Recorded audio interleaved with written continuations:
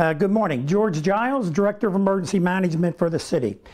Continuing on with our emergency preparedness for families and for your family and for the city, we would like to talk today about an emergency preparedness kit. Some people call it disaster kit. We're talking about what you need to have, whether you're going to be in your home for a sustained period of time during an emergency, or whether you might be traveling to one of our shelters, or you might be traveling to a relative's house out of the area because of the weather. So the first thing we like to talk about is having water. We always talk about water. We want to have at least 1 gallon per day per person. And maybe that would be for the duration. If we think it's going to be a 1-day travel or a 3-day power outage, you would want to make sure you have that available. Next, we would want to talk about food. Food that you normally eat every day that doesn't need a lot of preparation. Canned goods, soups, that kind of thing. Candy bars for high protein, that kind of stuff. You would always want to make sure you have something to serve that in, whether you need a cup or a bowl for the soup or something like that. Make sure you have things to whatever you have to open it. We always say have a manual can opener. Everybody today is so used to the electric ones or having something in their house, they don't remember to keep a manual can opener for when you don't have power. We would also recommend you have some type of warming kit in the market at any of your supply stores and your Walmarts or Walgreens or any of those. You can find a heating kit that will heat that up if it's soup or some type of baby food or things like that. Next, we would talk about your comfort for when you're resting and you're sleeping. So we would always tell you to have, everybody likes their favorite pillow, so make sure you have your favorite pillow. You know, I know it's in the house, but you've got to have that ready to go. Some blankets that keep you warm in case you would get stuck in the weather or in a car and because of traffic or anything like that. The next thing we would talk about is some of clothing. Make sure you have clothing that you would wear for whatever the weather conditions are that day.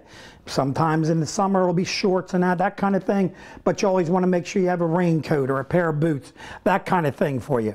Toiletry. When you're in your house, you usually have the toiletry you need, but when you go on transit, you want to make sure you have some little things, and you know, whether it's a little travel kit, just like you would if you go away on vacation. We would also want you to have a portable flashlight with extra batteries and that kind of thing. If you could, a weather radio to sort of keep you a battery operated radio. So if you are in the house and you don't have power, you put your batteries in, you can hear the weather. We also ask you to have first aid kits. When you have a little first aid kit, in case somebody gets injured, and or with the first aid kit, make sure you have medicines for everybody that needs medicines either daily or every couple days. We would also talk about having some type of toolkit, whether you have to repair something in the house, shut gas lines off, or whether you're traveling and the car might break down and you need that. A couple other things we would talk about is when you leave the house, make sure you have cash. ATM machines, using your credit card at a gas station, if the power's out in the area, it's not going to work. So they're going to take cash. They might be on an emergency generator at the gas stations, which we're trying to get some of those to do that, so we would do that. Make sure you keep your keys and all that kind of stuff. Anything so you can get back in the house. One important thing is, if you're taking small kids and all, make sure you have games or little things they can play with to keep them occupied, because we know how important that is. Important documents. Make sure you keep documents with you. Identification cards, make sure that shows where you live, so when we go to bring you back to the area, we have information that shows that you definitely live in that area. Maybe an insurance policy in case something would happen to your house or property, you could show them that. Make sure your vehicle tank is full. You never know how far you're going to drive or how long it's going to take to get fuel. Last couple years ago in Sandy, gas stations could not pump fuel. They could not get them fuel, so it would need that. One thing also, if you're doing pets, either whether they're in the house or you're taking them with you, you need all your pet supplies. So make sure you have the stuff you need for them ready. We will also tell you to have a sort of a go bag, some type of backpack or kit or something like that that all the stuff could go into real fast.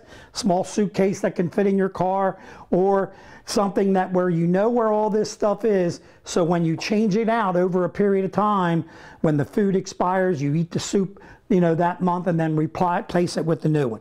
And then we would always remind you that our theme for today is not only to have a plan for you and your family of what's going to happen during disaster, but as we talked about today, we want you to have a kit. So have a plan, have a kit, and we'll all get home safe.